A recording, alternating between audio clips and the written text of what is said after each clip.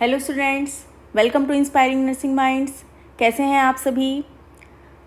पिछली क्लास में हम लोगों ने असेसमेंट देखा था जो कि मेजरमेंट्स एंड इवैल्यूएशन के अंदर आता है। आज की क्लास में हम इवैल्यूएशन को देखेंगे। So let's see the definition. Evaluation is the process of gathering and interpreting evidence changes in the behavior of all students as they progress through school is called evaluation and it is given by Hannah। तो ये क्या है evaluation? एक प्रकार का जो भी behavior changes आ रहे हैं through the learning students में, तो उसके एविडेंसेस को या उसकी इंफॉर्मेशंस को क्या करना, गैदर करना, उनको इंटरप्रेटेट करना, उनका मीनिंग निकालना कि उसमें किस प्रकार के चेंजेस आए हैं जब वो स्कूल में आ रहा है या कुछ वो सीख रहा है। तो ये क्या होता है, इवैल्यूएशन होता है। नेक्स्ट डेफिनेशन देखते हैं। Evaluation is a process of judging the value of something bye certain appraisal. मतलब इवैल्यूएशन क्या है, एक प्रकार का प्रोसेस है जिससे हम किसी की वैल्यू को क्या करते हैं, जज करते हैं and by certain appraisal. Appraisal method कुछ भी हो सकती है, इंटरव्यू हो सकता है, क्वेश्चनायर हो सकता है, रिटन एग्जाम्स हो सकते हैं, कुछ भी हो सकता है। So this is the definition. Next is purpose of evaluation. So first purpose is to promote learning. तो मेन हमारा इवैल्यूएशन का जो मोटिव है वो यही है कि हम देखते हैं कि बच्चे में कितना लर्निंग प्रोग्रेस हो रहा है, और अगर नहीं हो रहा है, जब वो अपने मार्क्स देखेगा, अपना इवैल्यूएशन शीट देखेगा, तो क्या होगा, वो उससे और लर्न करने के लिए मोटिवेट होगा। So to promote learning, alter behaviour of the students as desired as required to meet the specified objective. तो इवैल्यूएशन के थ्रू हम क्या करते हैं, उसको लर्निंग को प्रमोट करते हैं ताकि वो अपने स्पेसिफिक ऑब्जेक्टिव को अचीव कर सके।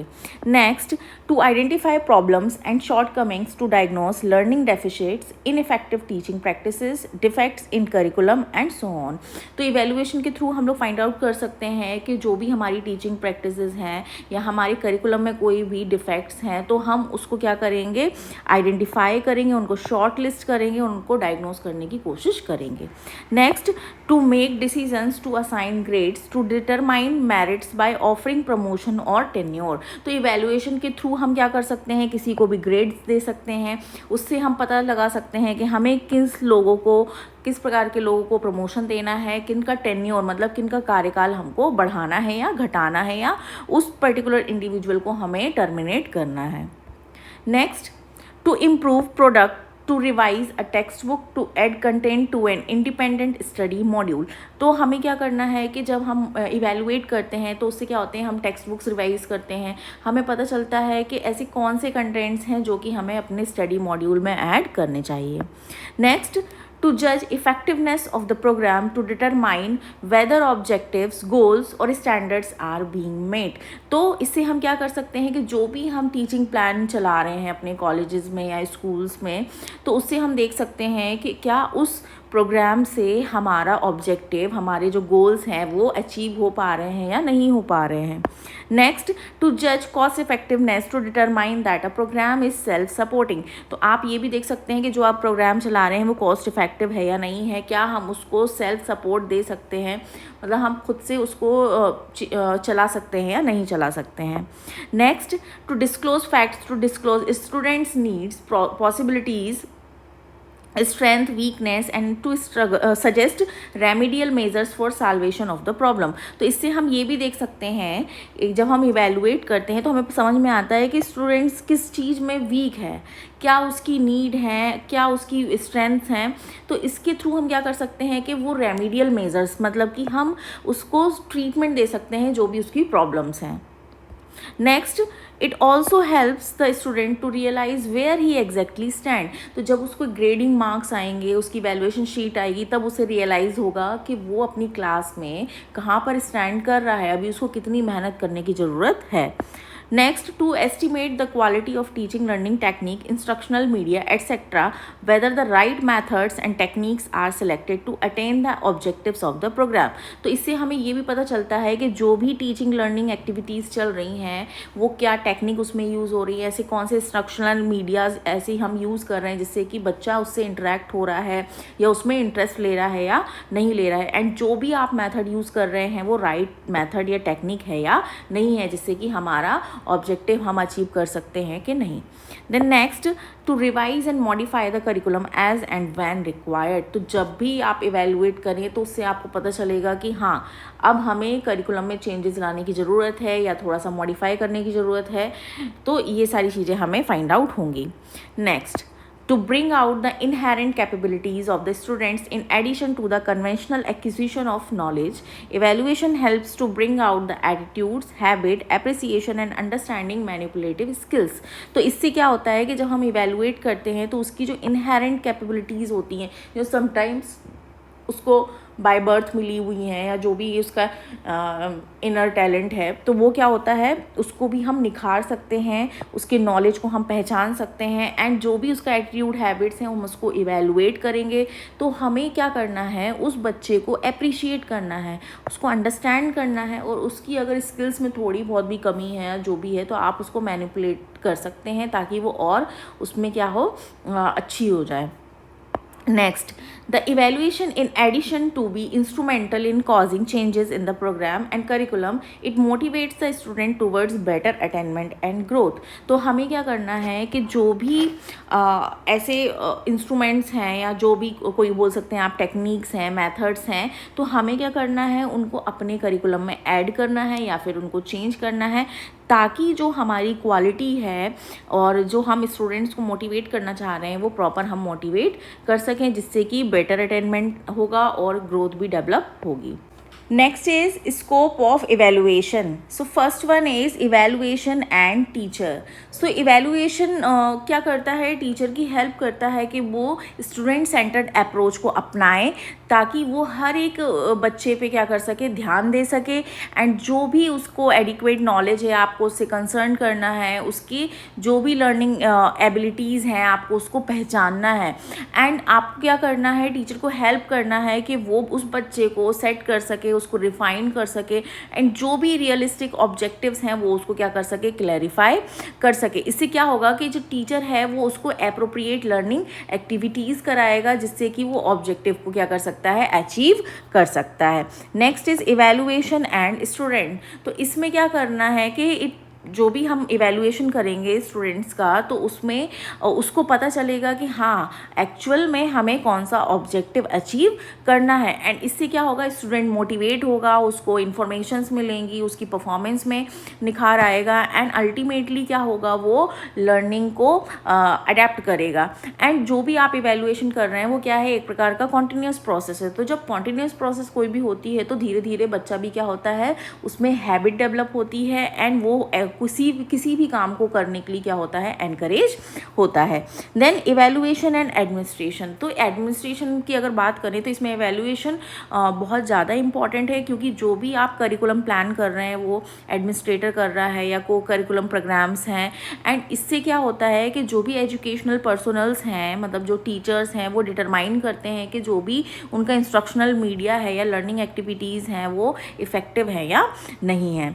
Then next is evaluation and parents. तो इसमें क्या है कि देखिए, इवेलुएशन क्या है, एक प्रकार का कॉन्टिन्यूस प्रोग्राम है। तो ये आपको पेरेंट्स को भी समझना होगा कि जो उनका बच्चा परफॉर्म कर रहा है तो वो करिकुलम या इवेलुएशन उसको हेल्प करा रहा है या नहीं करा रहा है। तो इसमें पेरेंट्स को भी क्या करना है, एक इम्पॉर्टेंट रोल प्ले करना है, ताकि जो उसमें बच्चे में इम्प्रूवमेंट है वो फर्दर हो सके।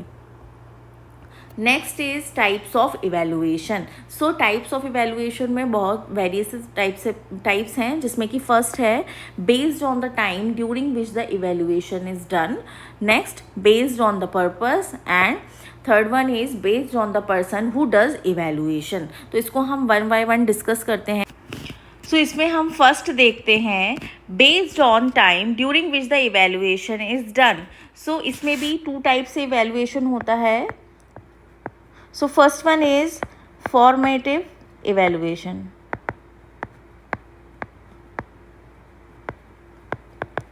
and second is summative evaluation.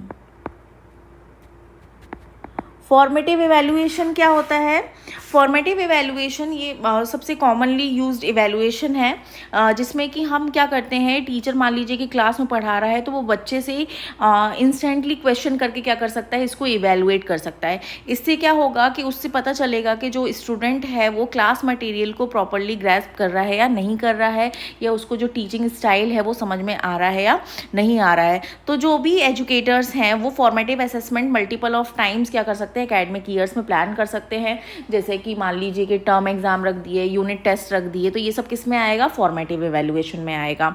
And इससे क्या होता है, एक प्रकार का रिलायबल इन्फ्रेंसेस निकल के आता है, एंड इससे आप जो भी आप टीचिंग कर रहे हैं उसकी फिजिबिलिटी का आप अंदाज़ा लगा सकते हैं। Next is summative evaluation. Summative evaluation क्या होता है कि ये at the end of the academic year होता है या फिर at the end of the course होता है। एंड ये जो एवेलुएशन होता है वो स्टूडेंट्स की एकेडमिक कैरियर में बहुत ज़्यादा इंपॉर्टेंट रोल प्ले करता है, क्योंकि ये डिटरमाइन करता है कि जो स्टूडेंट है वो नेक्स्ट क्लास में या नेक्स्ट स्टेज में प्रमोट होगा या नहीं होगा, जिससे कि उसको क्या मिलता है, मान लीजिए कि कोर्स कंप्लीशन सर्टिफिकेट मिल जाता है। तो ये क्या होता है, एक प्रकार का जो समेटिव इवैल्यूएशन होता है वो अचीवमेंट टेस्ट होता है। तो इससे आप क्या कर सकते हैं कि जो भी आपका ऑब्जेक्टिव है वो अचीव किया जा सकता है।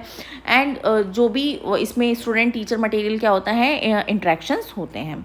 नेक्स्ट हम देखेंगे टाइप्स बेस्ड ऑन पर्पस। तो पर्पस के बेस पे अगर हम लोग देखें तो इसमें भी 2 टाइप्स होते हैं। पहला होता है क्राइटेरियन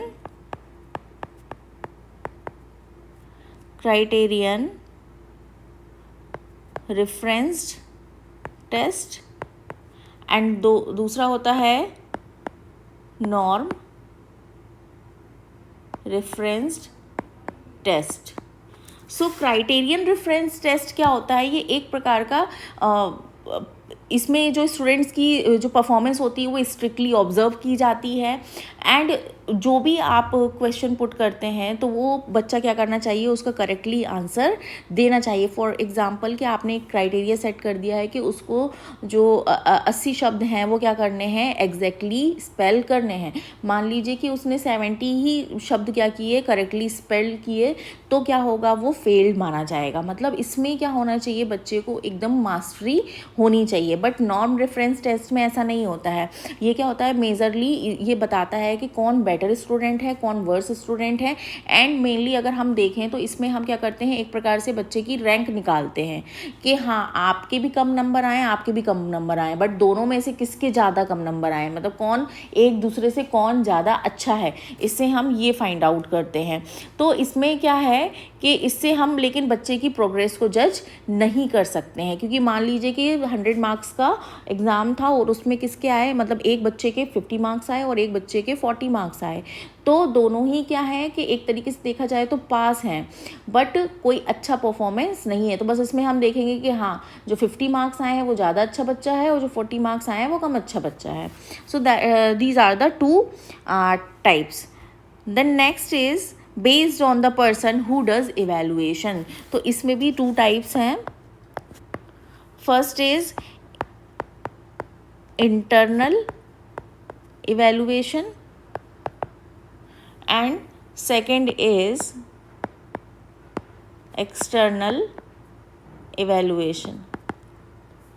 इंटरनल इवैल्यूएशन क्या होता है कि वो इवैल्यूएशन जो कि आपका खुद के टीचर मेड टेस्ट होते हैं या स्टैंडर्डाइज टेस्ट होते हैं या ऑब्जर्वेशन टेस्ट होते हैं, जिसको कि जो टीचर आपको टीच कर रहा है सेम इंस्टीट्यूशन का, वही टीचर आपका वो क्या करेगा, इवैल्यूएट करेगा। तो इसके एडवांटेजेस भी हैं, क्योंकि आपका वो कॉन्टिन्यूस कॉम्प्रिहेंशंस देख सकते हैं एंड आपकी टीचिंग लर्निंग प्रोसेस को क्या कर सकते हैं, मोटिवेट कर सकते हैं। बट इसमें क्या होता है, समटाइम्स क्या ड्रॉबैक्स आते हैं कि इसका मिसयूज़ भी किया जाता है। जो भी आप ऑनेस्टी या सिंसियर टीचर है तो वो तो इसको अच्छे से करेगा, बट मान लीजिए कि इससे स्टूडेंट टीचर के अगर रिलेशंस अच्छे नहीं है, रैपट अच्छी नहीं है, तो उसका इम्पैक्ट उसके मार्क्स पर पड़ता है। The next is external evaluation. External evaluation क्या होता है कि ये भी एक प्रकार का एग्जामिनेशन होता है, असेसमेंट होता है, जो कि ऑर्गेनाइज या कंडक्ट किया जाता है एक्सटर्नल एजेंसीज़ के द्वारा। किसके लिए, कॉलेज के लिए। तो इसमें जो भी आता है तो क्या होता है कि वो बाहर से कोई आता है आपको इवैल्यूएट इवेलुएट करने के लिए। तो इसमें जो सब्जेक्टिविटी होती है वो अवॉइड कर दी जाती है, मोर ऑब्जेक्टिव होता है ये। एंड इसमें जो लिमिटेशंस बस यही हैं कि आप पूरी साल अगर कुछ अच्छा करते आए हैं बट एंड टाइम पे नहीं कर पाए हैं तो क्या होगा, आपकी ग्रेडिंग कम हो सकती है। Next is barriers to evaluation. Barriers to evaluation में फर्स्ट है रिसोर्स कंस्ट्रेंट। रिसोर्स कंस्ट्रेंट मतलब कि मान लीजिए कि आप इवैल्यूएशन आपका कब बैरियर होगा या हिंडर होगा, जब आपके पास प्रॉपर फंडिंग ना हो, पर्सनल्स ना हो, या आप कोई भी चीज़ को मतलब कि आपके पास एडिक्वेट डेटा ना हो या सैम्पल साइज़ ना हो, तो ये क्या होगा, आपका इवैल्यूएशन प्रॉपर नहीं हो पाएगा। The next is resistance to change. Resistance to change में क्या है कि मान लीजिए कि जो भी एडमिनिस्ट्रेटर्स हैं या जो एजुकेटर्स हैं वो क्या करते हैं, उनको लगता है कि उनकी टीचिंग मेथड को थ्रेट है या उनकी जॉब जा सकती है, बट फिर भी वो क्या करते हैं, उन चीज़ों को चेंज नहीं करना चाहते हैं क्योंकि वो उसको सही नहीं मानते हैं। The next is lack of clarity in objectives and criteria. तो आपने जो भी क्राइटेरिया डिसाइड किया है तो उसमें क्या है कि आपने जो भी क्राइटेरिया सेट किया है उनको खुद ही क्लियर नहीं है कि उन्हें कौन सा ऑब्जेक्टिव अचीव करना है, क्या गोल उनको अचीव करना है, उनको क्राइटेरिया भी नहीं पता है तो भी इवैल्यूएशन प्रॉपर नहीं हो पाएगा। Then data collection challenges. Data collection challenges में क्या है कि समटाइम्स डेटा कलेक्ट करने में बहुत सारे मतलब हर्डल्स आते हैं, जैसे कि आपके पास डेटा अवेलेबल नहीं है या डेटा क्वालिटी प्रॉपर नहीं है या स्टूडेंट टीचर ने आपको क्या किया है, प्रॉपर इन्फॉर्मेशन नहीं दी है। Then next is complexity of educational programme. तो एजुकेशनल जो प्रोग्राम्स होते हैं वो मल्टी फैसेटेड होते हैं, मतलब बहुत सारे उसमें वेरिएबल्स होते हैं, कंपोनेंट्स होते हैं, स्टेक होल्डर्स होते हैं। तो आपको सबसे ही स्टैटिस्टिकल टेक्निक से जो डेटा गैदर करना होता है वो समटाइम्स क्या होता है, हम प्रॉपर गैदर नहीं कर पाते हैं। नेक्स्ट इज़ बाइस एंड सब्जेक्टिविटी। तो इसमें क्या होता है कि जो भी इवैल्यूएशन प्रोसेस है वो समटाइम्स पक्षपात के कारण या फिर कोई हमारा फेवरेट है या कोई हमारा दुश्मन है, होता है समटाइम्स, सेम इंस्टीट्यूट में होते हैं या, तो उससे क्या होता है कि इसमें क्या होता है, वैल्यूएशन में ये क्या करता है, उसको प्रभावित करता है। Then next is lack of stakeholder engagement. इसमें क्या है कि मान लीजिए कि जो भी आप इसके स्टेक होल्डर्स हैं, स्टेक होल्डर्स आपके इसमें कौन कौन हो सकते हैं, जैसे कि पेरेंट्स हो सकते हैं, स्टूडेंट हो सकते हैं, टीचर, एडमिनिस्ट्रेटर, तो वो आपको क्या कर रहे हैं, कॉपरेट नहीं कर रहे हैं डेटा कलेक्ट करने में, या लैक ऑफ अंडरस्टैंडिंग है, वो नहीं समझ पा रहे हैं कि क्या गोल है, क्या ऑब्जेक्टिव्स हैं, तो ये सारी प्रॉब्लम्स अराइज हो सकती हैं। Then next is resistance to evaluation finding. Resistance to evaluation finding means कि जो भी आपने इस्टेब्लिश की हैं प्रैक्टिसेस या बिलीफ, तो आप क्या कर रहे हैं, उनको चेंज करना चाह रहे हैं बट क्या कर रहे हैं, चेंज नहीं कर पा रहे हैं कि जो भी करिकुलम है, जो भी टीचिंग मेथड्स हैं उसमें क्या करना है, आपको चेंज लाना है बट हो नहीं पा रहे हैं। Then inadequate planning design. Inadequate planning design में क्या है कि जो भी आपने इवैल्यूएशन के लिए प्लान किया था कि हम इस तरीके से इवैल्यूएट करेंगे, तो वो आपकी जो प्लानिंग थी वो प्रॉपर नहीं थी, जिसके कारण आपका जो इवैल्यूएशन है वो डन नहीं हो पा रहा है। देन टाइम कंस्ट्रेंट, ये तो मोस्ट इम्पॉर्टेंट है कि अगर आपको इन डेप्थ इवैल्यूएशन करना है तो समटाइम्स आपने मेजरली ही देखा होगा कि बहुत कम टाइम होता है, क्योंकि अगर आपके पास प्रॉपर सफिशिएंट टाइम होगा तभी आप क्या कर सकते हैं, किसी को इन डेप्थ इवैल्यूएट कर सकते हैं। The next is ethical and legal issues. तो एथिकल एंड लीगल इश्यूज़ आते हैं क्योंकि जब आप इवैल्यूएशन करते हैं तो समटाइम्स लोग ब्राइब देने की कोशिश करते हैं या फिर पॉलिटिकल प्रेशर होता है, तो ये सारी इश्यूज़ आते हैं। Then limited capacity and expertise. तो ये भी इम्पॉर्टेंट है कि अगर जो इवैल्यूएट करने जा रहा है, जो इवैल्यूएटर है, अगर उसकी खुद ही स्किल्स डेवलप नहीं है या खुद ही इतना नॉलेज नहीं है कि वो दूसरे को जज कर सके, तो वो जो लैकिंग पॉइंट्स हैं सामने वाले में वो कभी भी उसको पकड़ नहीं पाएगा। सो दीज आर द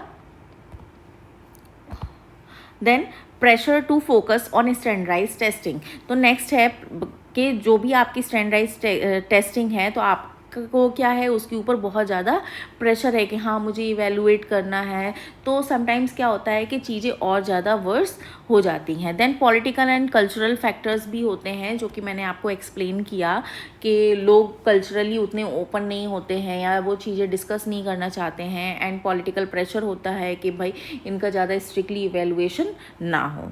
तो ये सारी चीज़ें क्या करती हैं, अफेक्ट करती हैं। The next is guidelines to develop assessment test. तो कौन कौन सी गाइडलाइंस हैं जिसके थ्रू आपको क्या करना चाहिए, असेसमेंट टेस्ट करना चाहिए। तो सबसे पहले मोस्ट इंपॉर्टेंट है क्लैरिफाई लर्निंग ऑब्जेक्टिव, मतलब कि जो इवैल्यूएट कर रहा है या जिसका इवैल्यूएशन हो रहा है, भाई उनको क्लियरली पता होना चाहिए कि हम जो लर्निंग कर रहे हैं, हम जो सीख रहे हैं, वो किस ऑब्जेक्टिव को अचीव करने के लिए सीख रहे हैं। The next is to choose appropriate question type. तो आपको जब भी आप इवैल्यूएशन करते हैं तो आपको देखना है कि आप किस प्रकार के क्वेश्चन पुट कर रहे हैं, मतलब कि जो क्वेश्चन आप पुट कर रहे हैं वो ज़्यादा कॉम्प्लेक्स तो नहीं है। मतलब आप उसमें क्या कर सकते हैं, मल्टीपल चॉइस क्वेश्चन पुट कर सकते हैं, ट्रू फॉल्स हो गया, शॉर्ट आंसर हो गया, ऐसे टाइप हो गए, इस तरीके के क्वेश्चन पुट कर सकते हैं। Then craft clear and concise question.